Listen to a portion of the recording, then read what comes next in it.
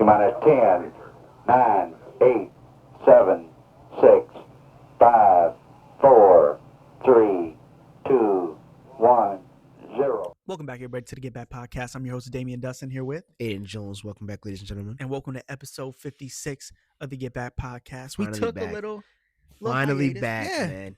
it feels good to be back. A lot of ball has happened. We did talk a little bit about it on Instagram, but we're approaching the end times for NBA. We're I do in the want to. conference finals. Yeah, we It's are. getting real. And before we talk about the conference finals and the game 7 that we have Yeah. tonight, I do want to break down something that we just learned today. And there's a deeper question to it. Shai Gilgeous-Alexander has won back-to-back MVPs. The first guard to ever do that since Steph Curry, and Yeah. back when he won it unanimously, and Jokic, obviously, when he won He's the back-to-back. 14th player to do it. It's a great stat regardless. Absolutely.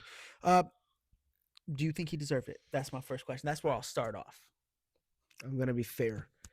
Did he deserve it? Yes. I mean, his team had the best record, good defensive rating, and he was a big part of it. I just don't. I mean, I'll switch back to you. Do you believe that Shai should have won back-to-back MVP this year? I do. First guard ever to average 30 points on 55% shooting. The efficiency's crazy. His plus minus was 100 points better than the next player, and that player was Victor Wembanyama. Yeah. I feel like plus minus is always a good stat too, because that's you on the floor. That's kind of like everything you're doing. No, most is everything. But I do think Shai Gilgeous-Alexander deserved it. Now, with him winning back-to-back MVP, is this the changing of the guard in the NBA? I ask you this because obviously back then it used to be more playmaking. Now we see guys like Brunson, Shai, and these are primary scorers. Obviously, you have playmakers like Tyrese, Trae Young.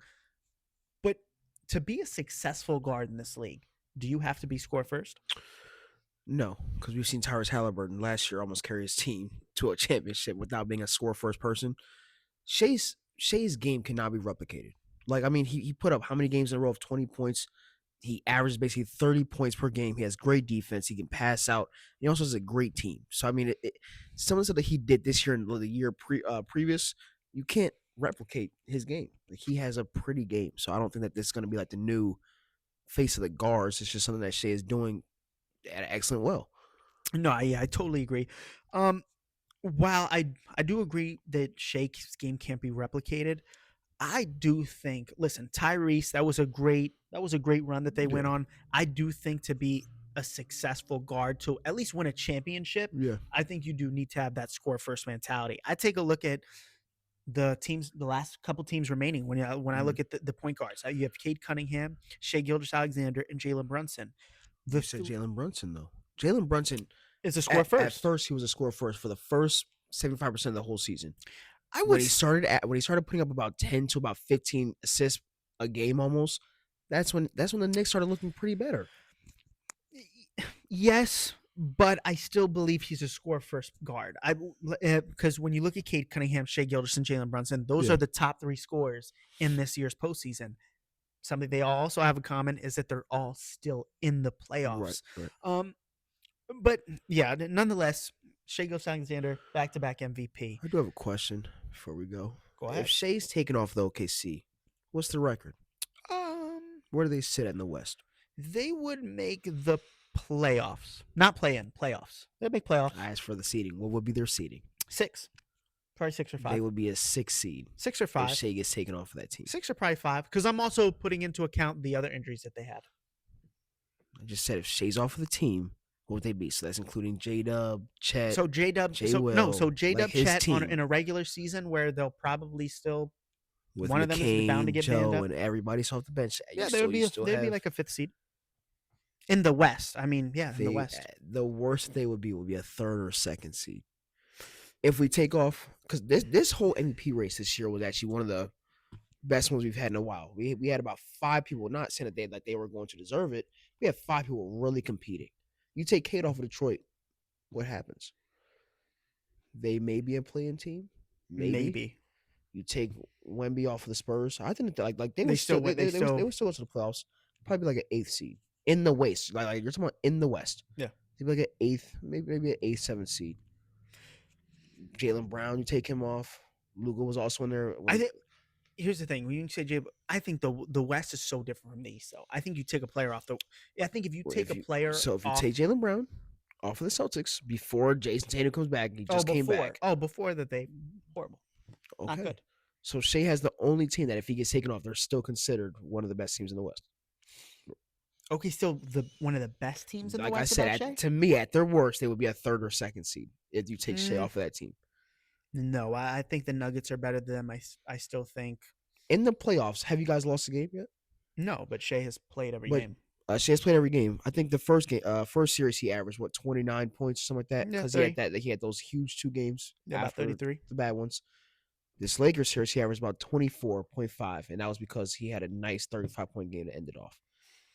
Other than that, possibly averaged about like 20, be like 21 of course. points. But now I'll give you this. I think with everything that the Lakers had to battle this, I mean, they weren't going to beat OKC regardless.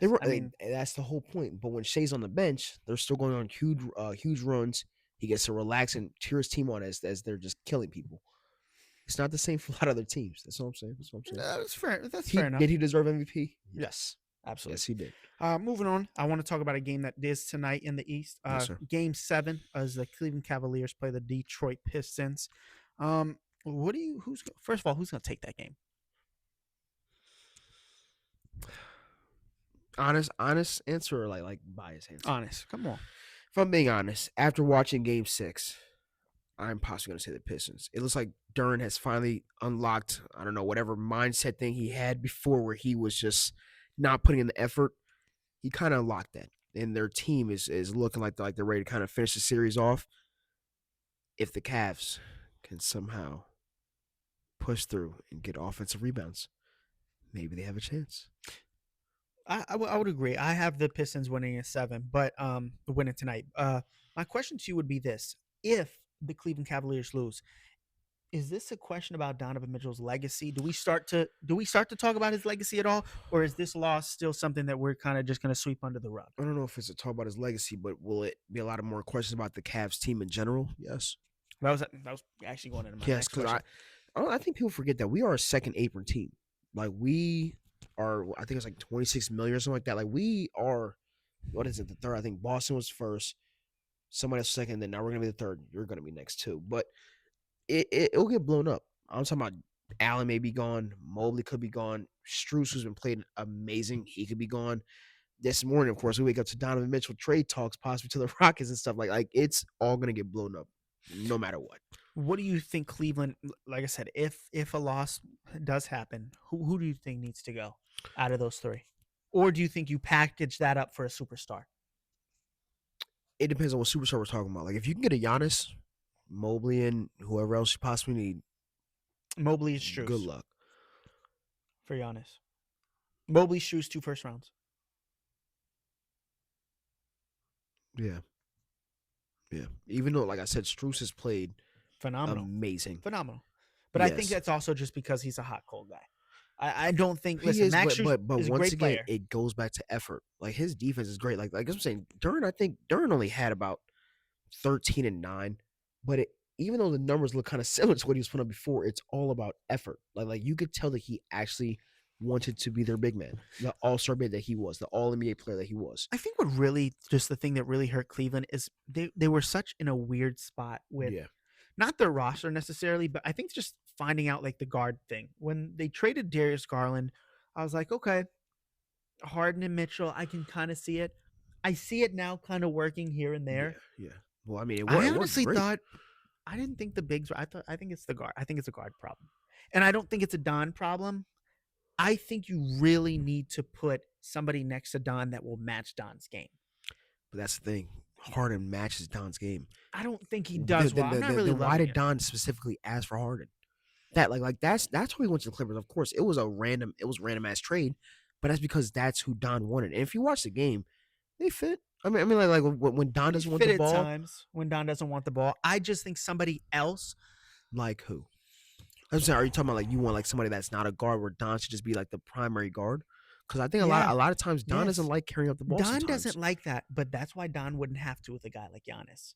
And they won't accept. It's too late now. So forget the whole. For James you're stuck with James. I think James might get extended, but I think pulling the trigger way too quick on Garland th- uh, in this trade deadline, I think that might bite the I Cavs because I think in the summer the floodgates are going to open. It will. I But think once Giannis, again, Ja, I mean all these players are. James Harden did so and that's the thing. I'm a Harden hater. When he came to the team in February, he did so much for the team. He unlocked Jared Allen. He unlocked Mobley a little bit. Don was loving because he was able to actually play off ball, which he loves the most, where he can just catch the ball, do his moves, and then shoot the ball. Like he's not the type of point guard that wants to carry up the ball every single time. That's why James Harden coming in as a facilitator and a scorer made it so much easier on him. So I can't say that. I think it's really the bigs. I really feel like it's the bigs that kind of makes it a little shuffle. Do you think it's more Mobley or Allen? Mobley. Mobley. Jared Allen, I've kind of gone past the point that he will not be an all-star. Evan Mobley is a former defensive player of the year. Evan Mobley was an all-star. He needs to do more. Simply. Last effort. Last thing on the Cavs, how would you like a Kyrie Irving reunion? 34 years old. Coming off of what was it, ACL? Yeah. Yeah. Full year though. But what do you have to give up? Don or Harden? No, let's say Don. Let's say you guys don't even. Let's say you guys lose this game. That and would Don, not look good to have Don and Harden and Kyrie. No. I'm saying you guys won't even resign Harden. Like, let's say he shits the bed tonight. Let's say he really Harden shits the bed. Okay, yeah, he shits the bed. You just don't resign him. Just let him walk. You free up bread, and then you kind of figure out which big you want to give up. So yeah, see if you can get Kyrie. I'm good off of that. I would rather try to get young assets or just assets in general, rather than just getting another older guard. Win now with Don. I feel like it's win now with Don. That would not be a win now move. But Don is a win now player. You don't get to have Don exactly. So you get young assets. You don't get Kyrie Irving. That's not a win now move at all. Actually, I think we forget how good Kyrie is just because he hasn't played. We do. That doesn't. Kyrie's way better than Kyrie Harden. and Don. Two ball dominant dribblers. But to your point, when he does go off ball, when Mitchell does go off ball, I trust Kyrie way more than James. I trust Kyrie way more than James Harden. Because Kyrie is not going to unlock everyone. And Kyrie's my favorite point guard of all time. He would not unlock any of our bigs. He would not unlock Tyson. Like, bro, that's what I'm saying. I don't even understand. Harden unlocked everybody. Harden had 43 turnovers in 8 games because of how much he wanted to pass the ball. When our coach said, "Hey, play your iso ball," what did he do? He cut. And we know how great James Harden is, but James Harden at times is a forceful playmaker. That's why he turns over the ball so much. And why hasn't he been doing it now? Because he's playing iso ball and he's playing his game while still putting up 11 to 10 assists. So let me ask you this: Take Harden out the series. If it was if it was Kyrie instead, and Jared Allen's not there, you guys what? We would lose to the Pistons in 5. I don't think so. I think so. I think Kyrie's that good. Maybe I'm crazy. I'm telling you, I love Kyrie Irving. What would Kyrie really do with our Cavs? You said you were taking off Jared Allen and James Harden. So what would Kyrie really do with him, the Don, Cavs? Mob? I'm assuming you'll keep Strus. You still have Merrill. I'm assuming you guys will sign a big. I'm sure if that were to ever happen, you guys would sign some center. I think it'd be formidable. Yeah, I think it's better than what you have now.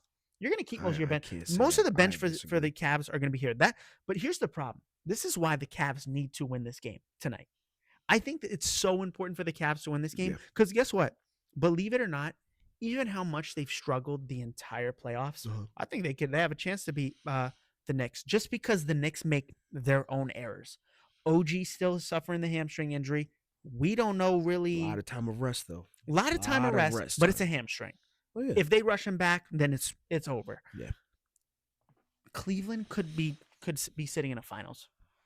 They could. It's a chance. They could walk their way down into a finals with this current constructed roster. But if they lose tonight, we're gonna say blow it up. This is a second round loss in a year. I mean, in 3 years.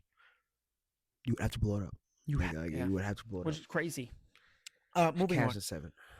Whoa, Cavs in 7. I just motivated you to say that. That's so crazy. My Cavs more. Moving on. The finals itself.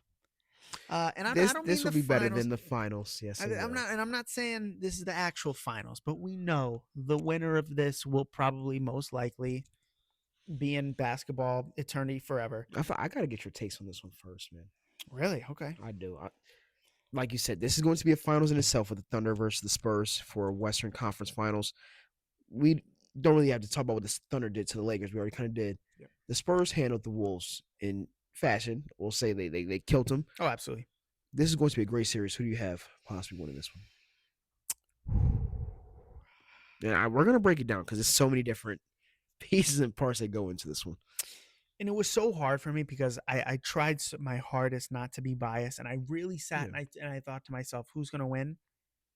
And I do have OKC winning in 7. I do.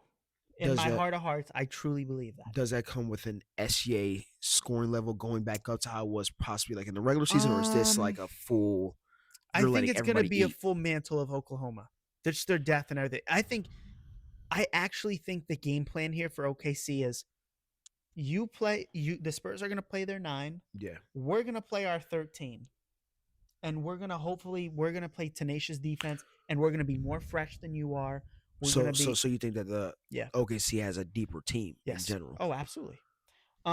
Here's another thing. Slightly deeper, just more experience, so that gives them this edge. The thing is, yes, San Antonio beat them 4-1 the regular season. Absolutely fair and square in a lot of the instances. Let's not kid ourselves here. Both teams have to go through injuries. There is a big decider here. In the game that OKC won, Jalen Williams did play. Oh, yeah. J-Dub. AJ Mitchell didn't play any of those games. AJ Mitchell's also averaging 20 points in this year's playoffs. It's just something that San Antonio hasn't seen.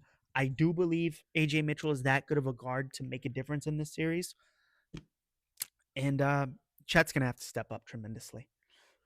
What are your thoughts? Chet does have to step up because he averages about 10.5 points against the Spurs. And I'll say this. If he averages 10.5 points in this series, OKC will lose. OKC will lose the series, and that's a non-negotiable. I think the actual series comes down to 3 points. It's going to be almost like a 3-point contest of who can make the more threes. Because you think about what Shea's game is. He loves to drive. A lot of players on the team actually love to drive too. When Wemby's in the paint, do you think that the driving numbers will drop down? See, and that's a great question. I think I'm gonna have to see game 1 first because they can go one of 2 routes.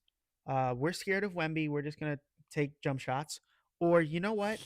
Let's do it. And if we get blocked, we get blocked. But if he gets fouled, he gets fouled.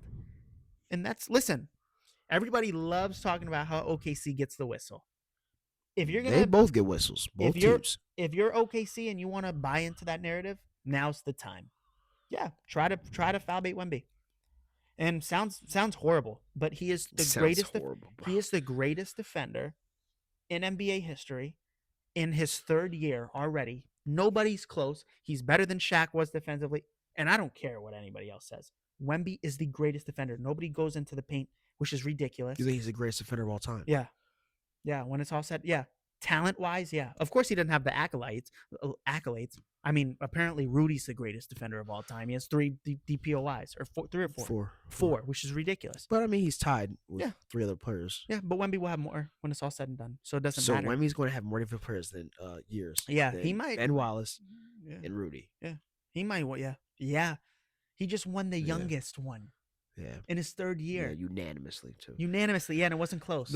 That's the thing. So we're gonna give Draymond some love and give him one. Remember when they gave him that 1 year? So look. The Spurs have the best defender. Like you just said, they have the defense player of the year, the youngest one. Yeah. But I do believe that OKC's defense as a whole is better. Like guards, defense, I think so. all I that, totally right? agree. Yeah, I agree. So can the Spurs outlast their physicality? Like if they're playing, like you know how they play defense. I think that will catch up with them. That will what will be the deciding factor. I think. And I'm not saying San Antonio's not going to play hard. They're not going to get punked. It's going to go to 7 probably. Yeah. I just think OKC's experience and understanding that, like, bro, we know what it's like to lose this game. Like, we can't lose. I think that'll feed into it. I think OKC's going to shoot tremendously at home. At home, they'll shoot the lights out. I mean, in this playoffs, to your point, SGA probably played the best on-ball perimeter defender he's had to play in the playoffs. Yeah. Stephon Castle's a great defender. So are all those other guys. I think Marcus Smart has them beat by that much. I think it's going to get a little easier for Shea, believe it or not, to at least get some jump shots off. I can't say that. Marcus Smart was the only one that can really possibly defend him. Spurs, you can switch off on a lot of people where you can at least get help from younger guys that can do it. But OKC lives off the switch. They love that. They love the switch. Even if it's a better defender switching on, you're still putting those defenders in motion for a SGA moving midi. Yeah. Or yeah. I'm dishing it to whoever just sent me the screen to either kick out or drive to the cup. And if Wemby's there, oh well, Wemby's going to drive in, kick out 3. Boom. Because OKC's going to live and die by the switch. That sounds so much more simple than it really will be.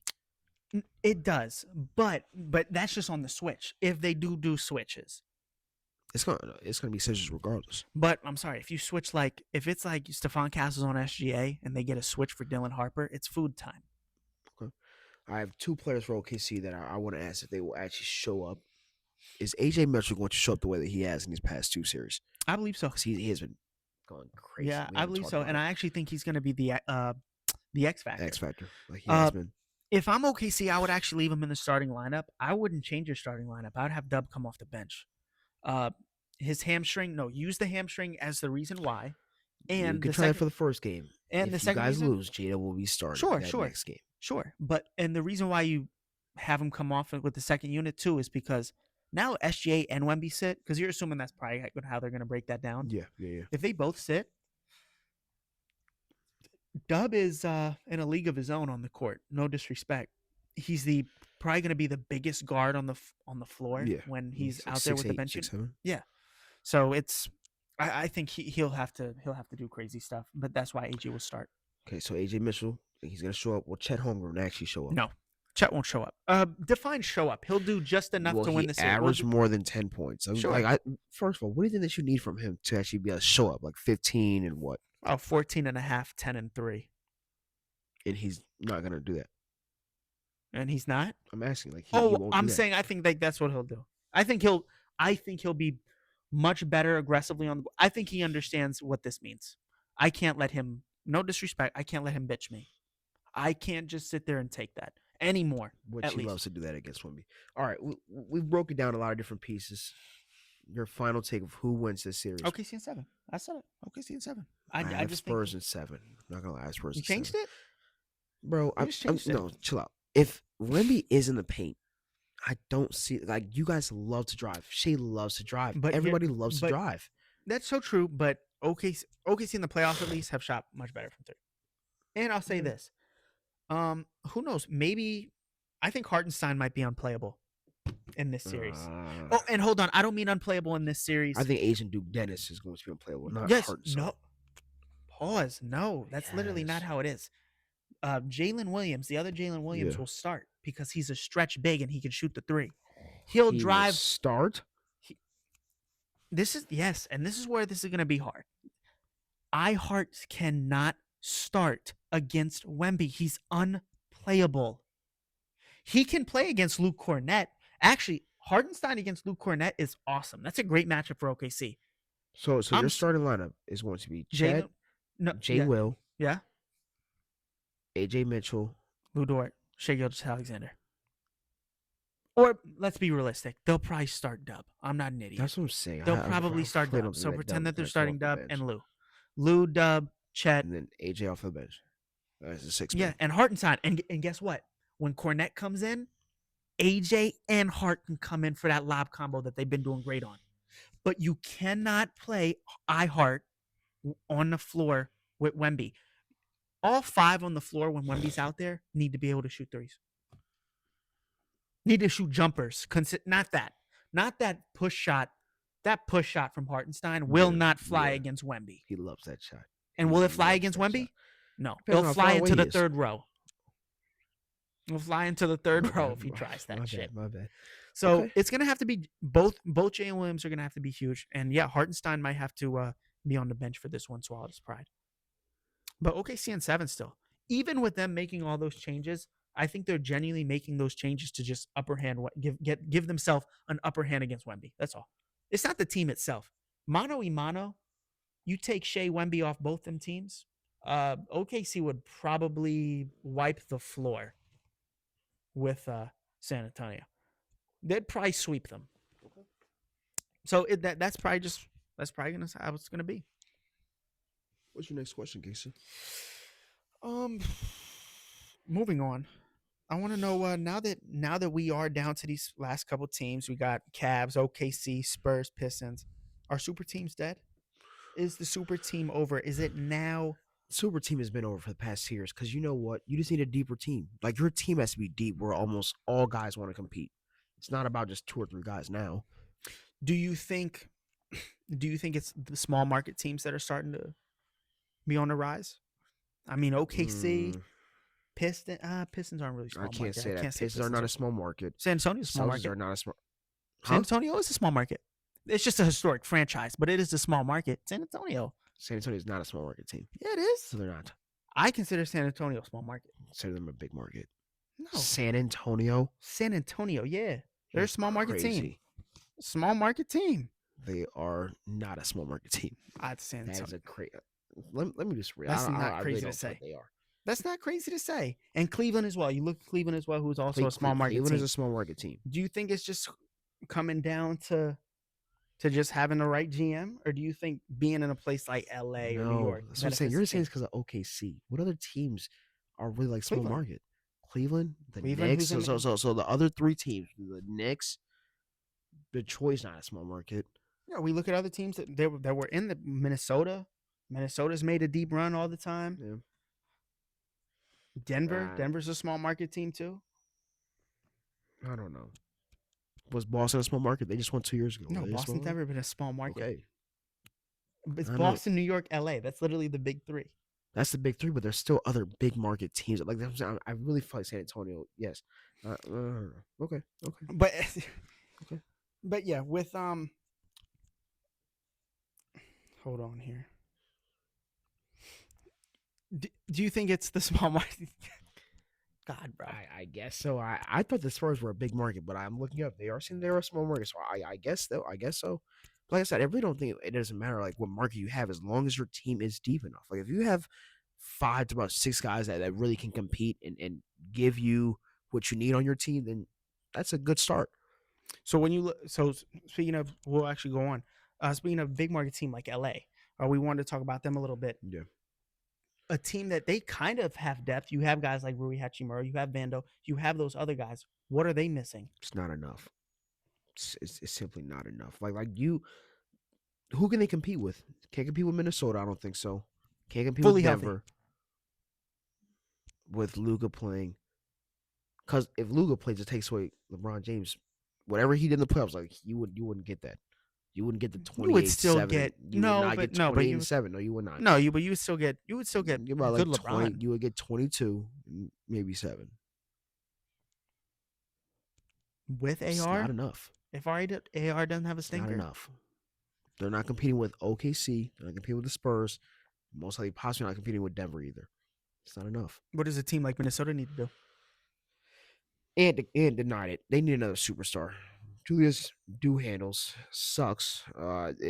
We've said it multiple times throughout the years. He folds under pressure every single time. The man went 1 for 8 in a winner go home game. Played bad the full series. He is one of the worst second options in the league right now. Oh wow, he is. Oh wow. So I had the Pistons winning in 7. You had who? It's just a question because it goes into something else. It goes into something else. Who's the tougher matchup for New York? Tougher matchup for New York? I would have to say the Pistons just because of what I saw in the regular season. The Pistons only because they had their numbers, and if Durant can really get it going, they are a different team. Like Durant has been so bad, inconsistent in the playoffs, ups and down. But their defense is, let alone crazy. I mean, like full on crazy. Their guards are pretty good. You have, of course, Cade, who does whatever he wants. Like I said, they've had their numbers all year. I think that's the new transition of the league too. I think if you can't defend, even yeah. as a guard, if you can't defend, unless you're Luka. Literally, unless you're He is that the only yes, exception. unless you're that gifted offensively, if you're not, you have to play defense or you're just a liability on the floor. And the crazy thing is, it's gotten to a point, I think, where even if you do have great defenders all around, they'll try to switch on to the worst one. Like Oh yeah, it's just you that's have just to, how it is at this everything has to point. be a game plan at this point. Oh, especially for the defense. Like it's a lot of teams that have learned defense in the past 3 years that were bad defenses a couple years ago. Like I mean, everybody has learned to win something. All the top teams have pretty good defense right now. Even the Knicks defense is not bad. They don't have bad defense. The Knicks defense, their wings were specifically Brought 3 in, and D guys yeah, for 3 and D guys, yeah. defense and threes. Yeah, that's very true. I have some rapid fire questions for you. Ready? Tells me. Who's going to be a better future duo, SGA and J Dub, or Wemby and Stephon Castle? Can't say best future because one has already won a championship as the duo. When it's all said and done.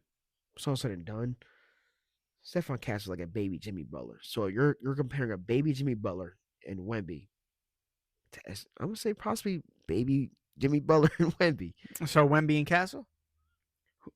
Who's the? All right, that's fine. Who becomes face of? Who's the face of the NBA?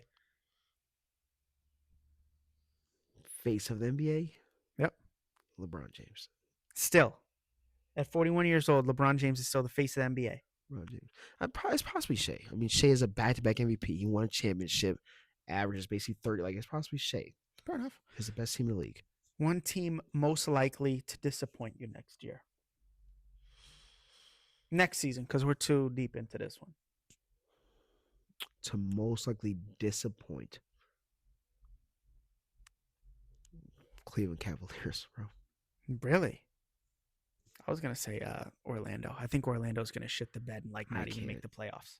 I can't say that because Paolo doesn't let that happen. I don't think you think about it, Paolo they anymore. had so many injuries this year and they still got where they were at.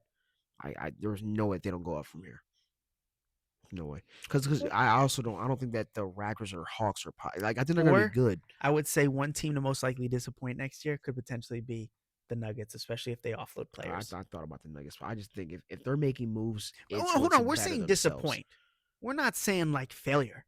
We're just saying disappoint. So what is it? Because that's what I'm saying. That's a different. I think Denver will make playoffs next year, but I think they'll be like a six seed.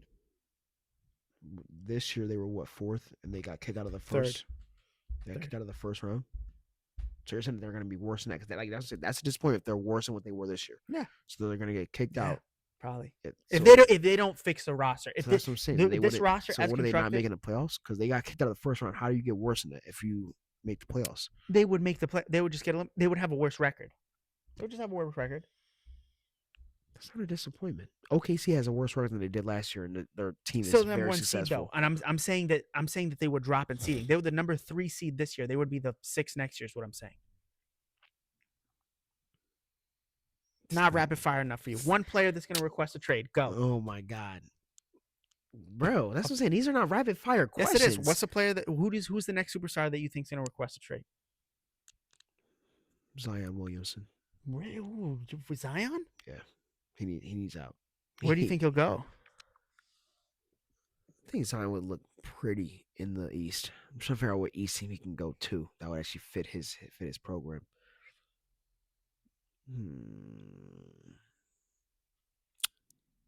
I don't know. I don't know where he'll go. I just feel like he would request a trade though. I am going to go a different route, and I'm actually going to go Jaylen Brown. I was right about JB being the MVP. You're feeding into the talks. I am feeding into those talks. The first take talks. I think he's going to. Listen, after the season he had this year, I would too.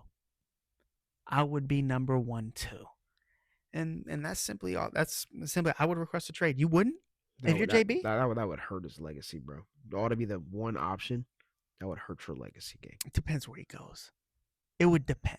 Because wherever he goes, all teams now basically already have at least one superstar. If you're one of the top teams, I know he's not going to go to a bad team. Because for sure. After this year's draft, this year maybe 2 more years. I think there's just so much talent in the NBA. Whatever team you go to, there's going to be a good play. Like there's going to be good. That's what I said. I know he's not going to go to like a bad bottom barrel team. So exactly. Wherever he goes, it's already still going to be a good player, which is already their team at the point. Exactly. And I think he's like prime. He's prime. Is it crazy to say he's like prime T-Mac? He's T-Mac. He's literally like T-Mac. Yeah. With maybe better defense. Yeah, better defense, nothing better on offense. All right, yeah, chill Watch out. I your wasn't gonna mouth. say anything crazy, but I'm excited for some ball, man, and I'm ready. I'm Damian Please, Dustin. Cavs. Oh God, This is my ritual for you guys. Please, Cavs win Game 7, and I'll never say anything bad you are about so you ever again. sick. Thank you. I'm Damian Dustin. Aiden Jones, thank you so much for watching, ladies and gentlemen. Peace.